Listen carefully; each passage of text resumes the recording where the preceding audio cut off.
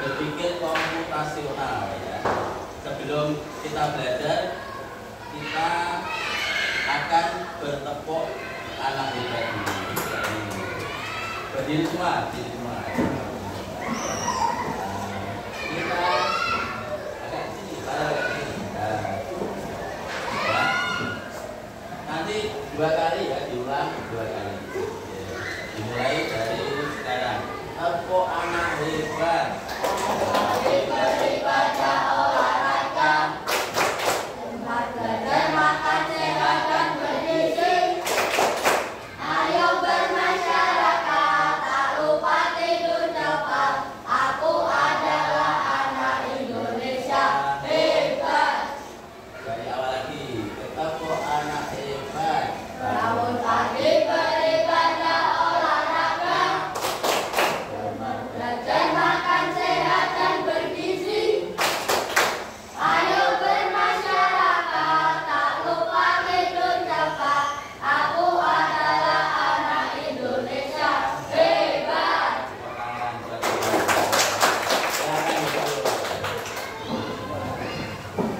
Semuanya masuk ya anak-anak hari ini ya.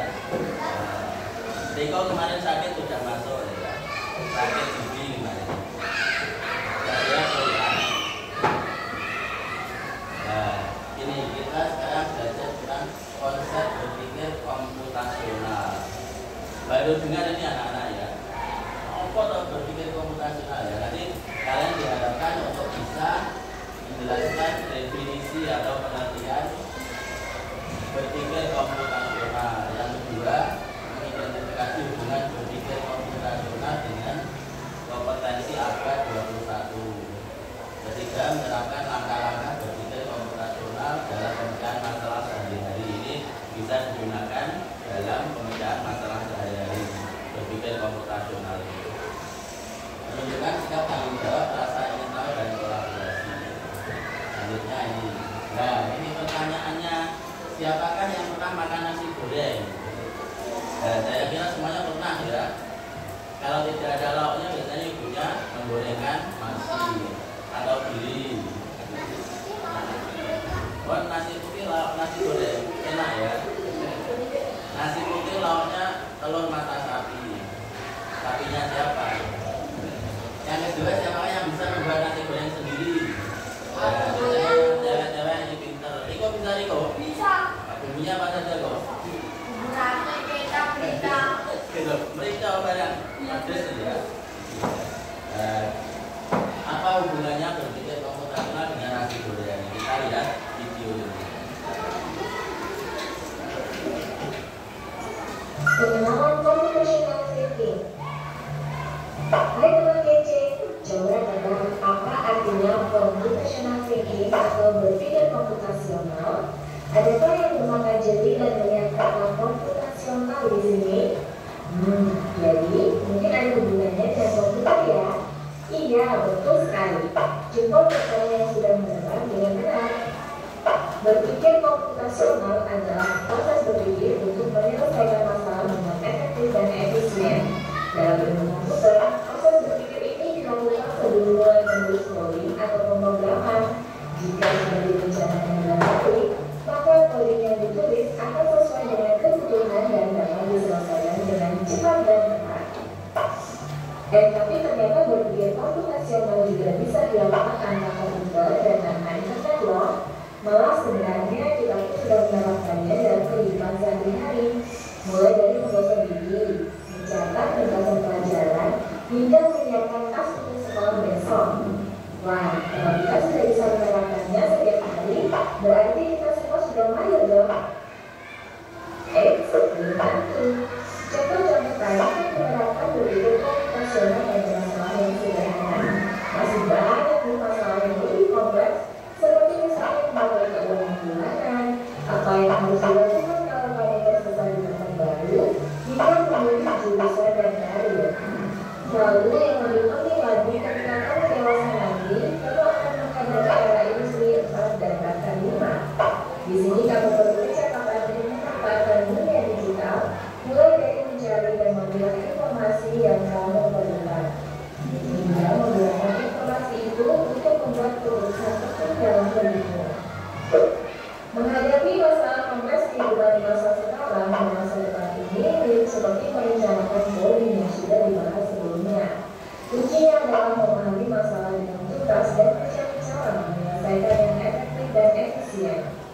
Nah, kalau begitu, bagaimana Anda bisa berpikir komputasional?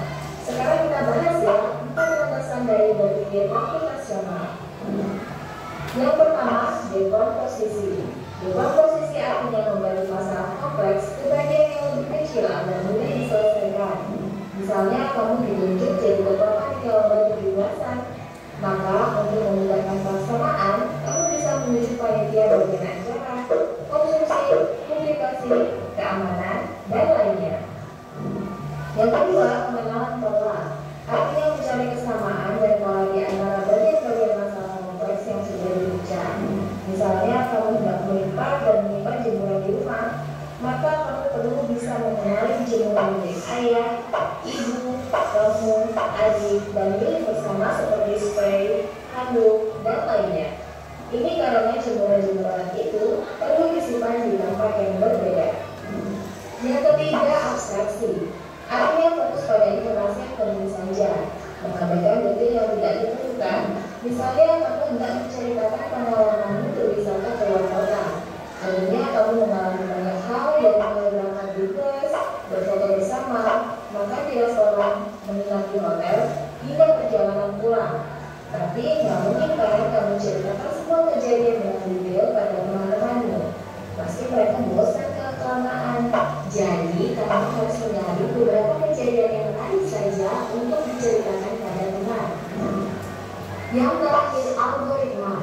Artinya membuat langkah-langkah penyelesaian atau membuat aturan yang diikuti untuk menyelesaikan masalah. Misalnya, kamu diberi daftar belanja di supermarket oleh ibu. Ada minyak goreng, telur, roti, sayur, dan kopi. Lalu kamu harus buru-buru karena ibu sudah mau memasak dengan minyak goreng itu. Nah, kalau seperti ini, satu cara yang efisien misalnya mulai dengan mengambil barang yang paling dekat dari pintu masuk hingga terakhir yang paling dekat dengan kasir. Nah, itu dia 4 landasan berpikir komputasional yang perlu diterapkan untuk memecahkan masalah yang kompleks. Lalu berikutnya, apakah ada cara untuk mengasah kemampuan berpikir komputasional? Tentu ada. Selain bisa coba kamu terapkan ke masalah sehari-harimu, kamu bisa juga latihan soal untuk mengasahnya. Misalnya, gurumu akan memberikan soal-soal computational thinking di mata pelajaran matematika, bahasa Indonesia, dan IPAS dalam kurikulum mereka. Selain itu, kamu bisa ikut tantangan bebas Indonesia juga. Yuk coba simak satu contoh soal computational thinking. Dalam BIS studi wisata, ada 3 kelompok anak yang akan diantarkan ke 3 tujuan berbeda. BIS berhenti pertama di restoran, lalu hotel, dan terakhir di museum. Hanya ada satu tempat penyimpanan koper di samping BIS, yang hanya bisa dibuka dari satu pintu. Sopir BIS ingin mengatur koper-koper penumpang hingga mudah dikeluarkan. Bantu sopir BIS menentukan urutan memasukkan koper-koper itu ke dalam tempat penyimpanan. Pertanyaan, koper kelompok anak yang mana yang dimasukkan terakhir? A. Anak yang ingin pergi ke museum. B. Anak yang ingin pergi ke restoran. C. Anak yang ingin pergi ke hotel. Atau D. Yang mana pun boleh. Soal ini diadaptasi dari challenge.bks.org. Kalau kamu tahu, coba ya dijawab di kolom komentar. Kejar cita, kejar ilmu, raih cita.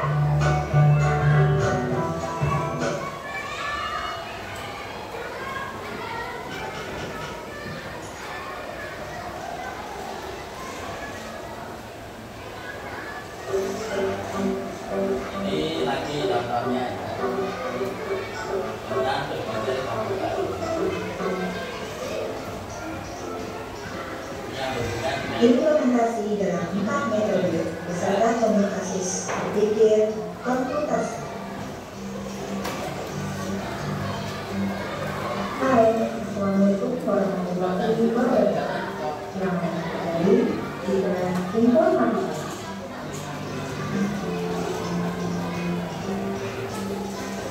Dalam pembahasan materi minggu lalu, sudah dijelaskan bahwa dalam berpikir komputasi memiliki metode antaranya 1. Decomposition, 2. Pattern recognition, 3. Abstraction, dan 4. Algorithm design.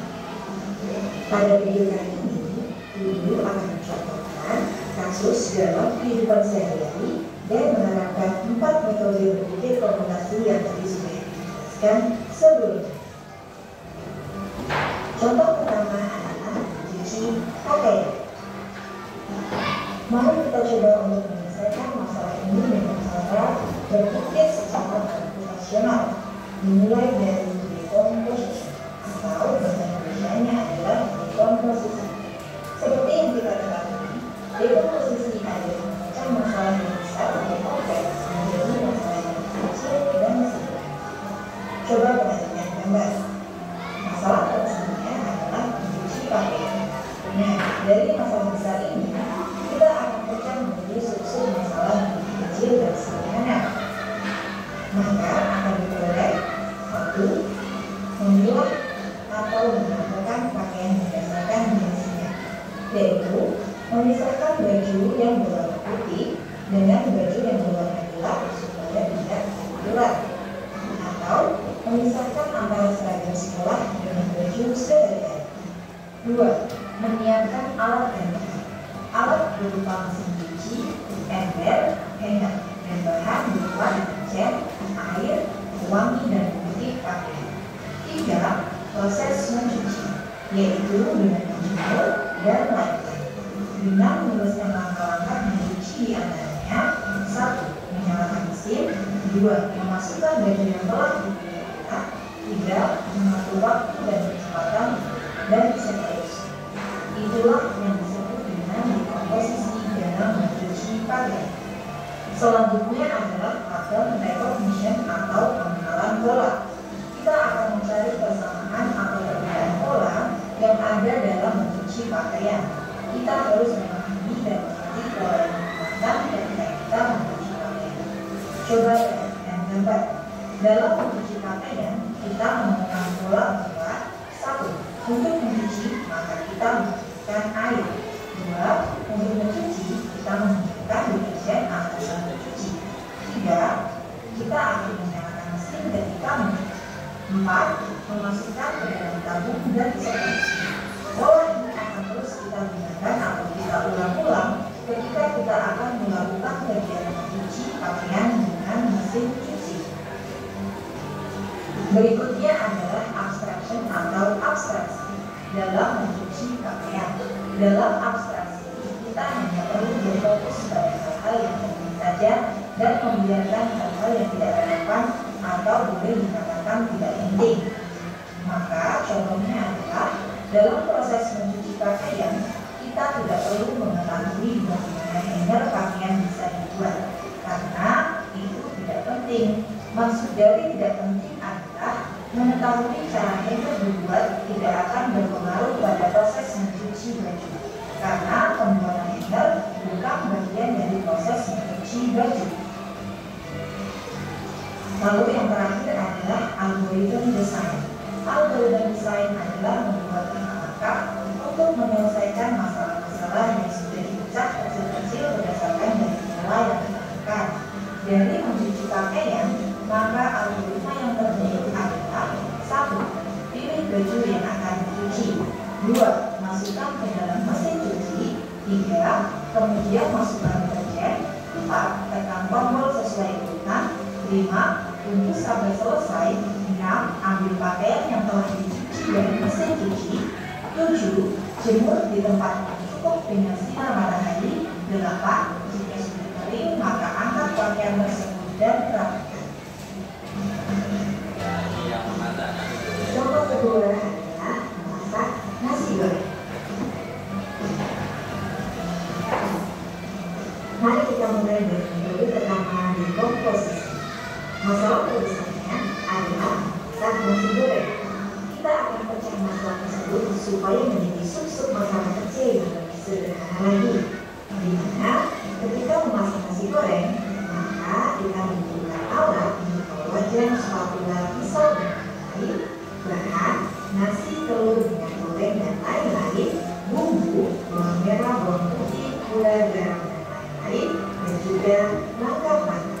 Proses memecah dari masalah besar menjadi sub-sub masalah kecil inilah yang disebut dengan dekomposisi. Selanjutnya adalah metode kedua, yaitu pattern metodenya atau pengenalan pola. Kita akan mencari pola yang berulang maupun pola yang berbeda dari memasak nasi goreng. Ditemukan bahwa untuk membuat satu porsi nasi goreng kita memerlukan waktu lebih kurang 10 menit. Maka pola ini bisa kita gunakan kembali ketika suatu saat nanti kalian akan memasak nasi goreng di lain waktu. Pola yang kedua, karena kita pernah membuat nasi goreng, kita juga dapat membuat beliau goreng. Dikarenakan proses dan bumbunya hampir sama, kita dapat melihat bahwa pola untuk membuat nasi goreng dan beliau hampir sama, meskipun bahan dasarnya berbeda, yaitu nasi putih dan mie beliau. Metode berikutnya adalah abstraction. Kita hanya harus berfokus pada hal yang penting saja dan mengabaikan hal-hal yang tidak relevan atau kurang penting. Maka dalam memasak nasi goreng didapati bahwa agar lebih efektif dan efisien dalam kurun waktu 10 menit kita bisa membuat 5 porsi nasi goreng dengan menambahkan bumbu dan bahannya. Sama-sama memasak dalam waktu 10 menit. Tapi jika memasak dalam satu porsi kita cukup menggunakan 1 porsi nasi putih. Untuk memasak 5 porsi, maka kita hanya perlu menambahkan bumbu dan bahan saja. Dan dalam waktu 10 menit itulah kita sama-sama bisa membuat nasi goreng dalam porsi yang berbeda. 2.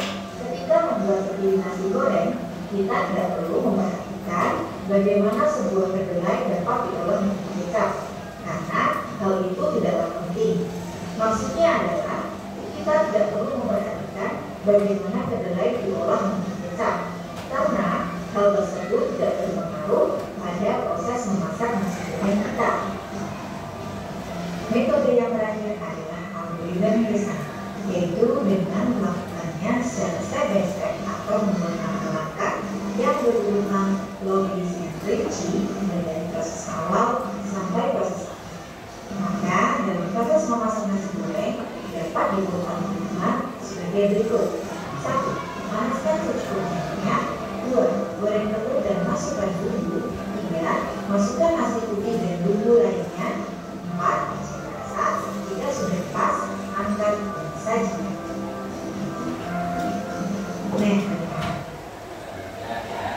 Dua contohnya tadi.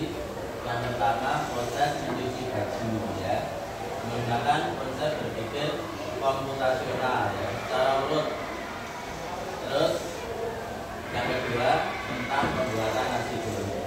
Nah, ini definisi berpikir komputasional merupakan kemampuan berpikir untuk menyelesaikan masalah secara menyeluruh, logis dan teratur seperti cara kerja komputer. Jadi kita berpikir seperti cara kerja komputer yang sistematis ya, dan logis. Urutannya urut seperti membuat nasi goreng, tidak memasukkan nasi dulu ya, minyak dulu, terus bumbu, kecap dan lain-lain, terus disajikan di dalam piring nasi ya. Jadi itu ya, pakai minyak, terus jangan pakai air ya, memasak nasi goreng pakai air. Terus selanjutnya ini manfaat berpikir komputasional. Buat apa toh Pak kok disuruh berpikir komputasional? Ini manfaatnya ada 7. Meningkatkan kemampuan pemecahan masalah. Jadi sampean berpikir itu secara logis bagaimana menyelesaikan masalah. Ini digunakan untuk pemecahan masalah pelajaran juga bisa. Bagaimana cara menyelesaikan masalah matematika? Nah, harus ada caranya dari awal bagaimana sampai terakhir pemecahan masalah.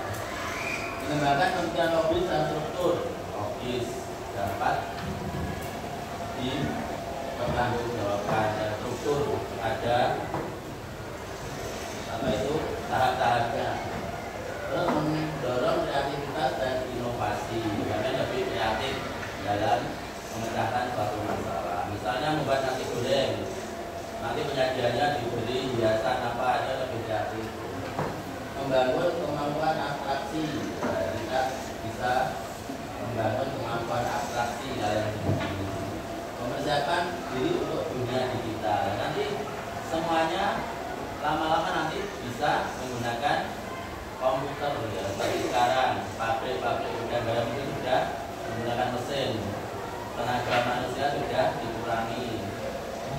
Pak Indra kalau lihat di YouTube itu ada mobil yang tidak dikemudikan oleh manusia ya, pakai komputer ya, dari jarak jauh. Bisa kamu lihat nanti di YouTube ya, mobil dengan teknologi AI ya, artificial intelligence, kecerdasan buatan. Ada mobil masa depan nanti ada Tesla. Nah, Tesla itu menggunakan teknologi AI ya. AI. Kalau kalian mungkin di rumah ada tugas, kamu bisa menggunakan teknologi AI di Google ya, bisa Gemini atau ChatGPT bisa, ChatGPT atau Gemini bisa. Apa itu?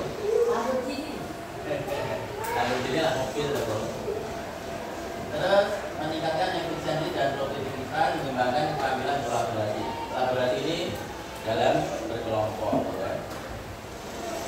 Terus selanjutnya berpikir komputasional dan kompetensi abad 21. Ini tentang berpikir kritis, kreativitas, komunikasi dan kolaborasi. Ada 4 ini kan, konsep 4C. Selanjutnya orientasi pikir dalam berpikir komputasional, mempertanyakan solusi yang ada, mengevaluasi berbagai alternatif menggunakan data dan logika dalam mengambil keputusan. Ini ada data dan logika ini. Nah, ini langkah-langkahnya seperti tadi ya. Yang pertama dekomposisi, memecah masalah besar menjadi lebih kecil. Ya, nasi goreng tadi dipecah bahannya, alatnya apa, prosesnya bagaimana gitu ya. Terus mengenal pola, mencari kesamaan pola yang muncul dalam masalah kecil tersebut. Yang ketiga abstraksi, memfokuskan pada detail penting dari masalah dan mengabaikan informasi yang tidak relevan. Jadi abstraksi ini misalnya nasi goreng, kamu hanya fokus ke masalah nasi goreng, tidak boleh berpikir ini yang buat kecap ini siapa ya, ini nggak penting ya, nggak ada hubungannya dengan rasanya nasi goreng. Ini yang buat wajan ini siapa ya, yang membuat telur ini siapa ya, yang menjual siapa ya, tidak penting, tidak usah dibahas dalam ini abstraksi. Kamu yang penting buat nasi goreng yang enak ya. Terus rancangan algoritma, ini langkah-langkah buat nasi goreng tadi dari awal sampai dengan akhir menyajikan ke piring nasi. Nah, ini di pakaian tadi. Ini ada video yang terakhir ya, disimak ini.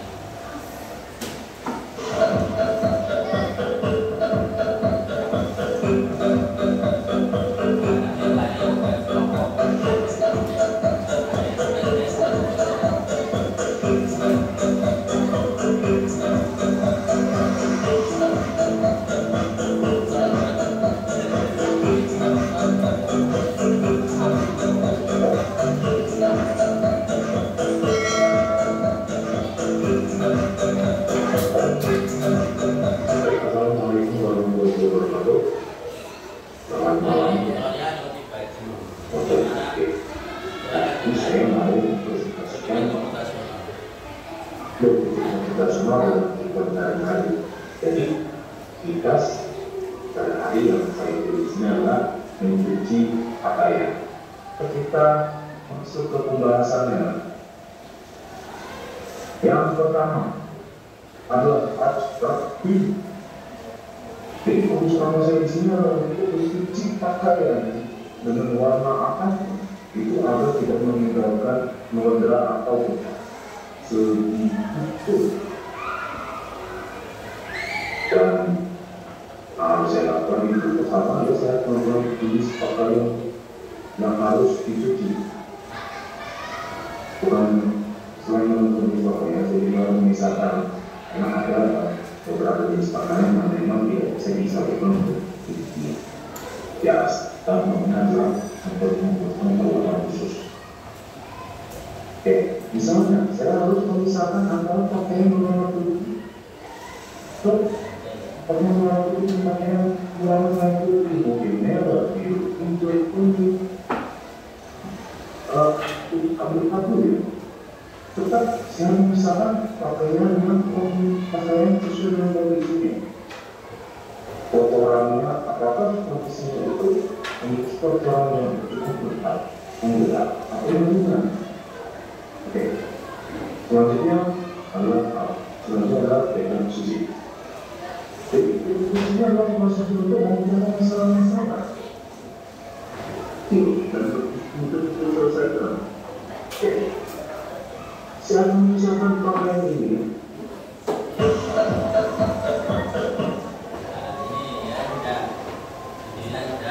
Ini dikerjakan nanti secara berkelompok. Satu kelompok satu saja ya. Satu kelompok satu.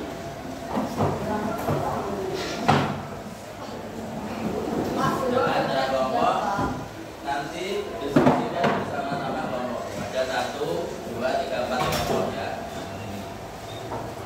Jangan sesuai dengan yang Pak Indra jelaskan tadi. Satu kelompok satu saja. Jangan sesuai kelompok. Ya.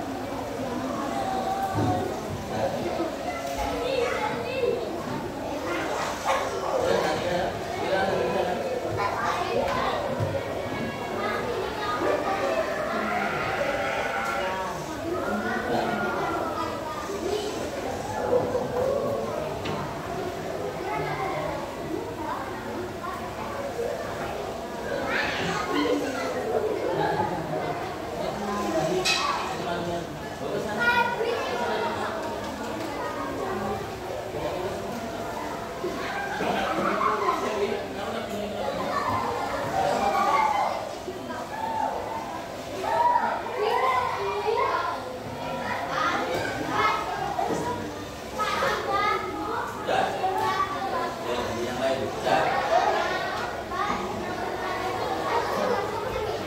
Ya, tadi sudah ada toh. Definisi berpikir komputasional ini saya ada toh. Kamu ngantor ya? Apa lagi?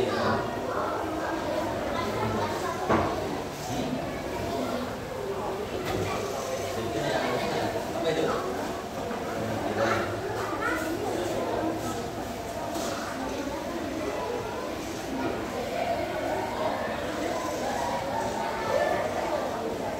Ya 5 menit lagi.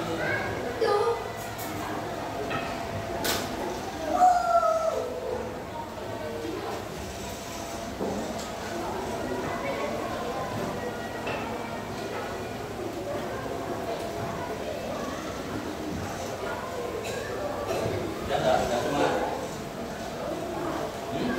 Belum?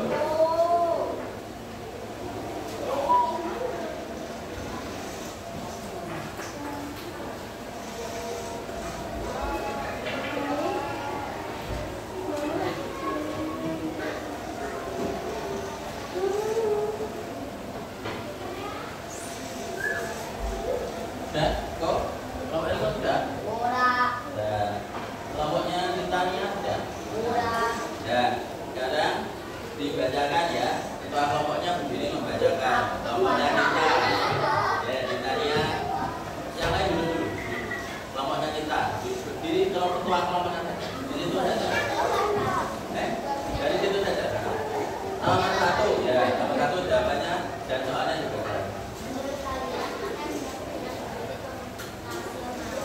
Apa itu? Berpikir komputasional.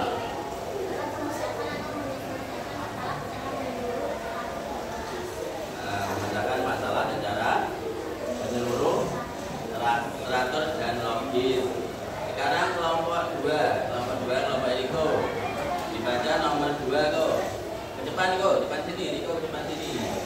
Ada ke depan, awas ada kabel ya. Ada kabel. Ke sana ada. Nomor 2, dibaca soal dan jawabannya. Sebutkan. Korban. Sebutkan 4 langkah utama dalam berpikir komputasional. Pertama apa? Komposisi, 2. pengenalan pola, Terus abstraksi, terus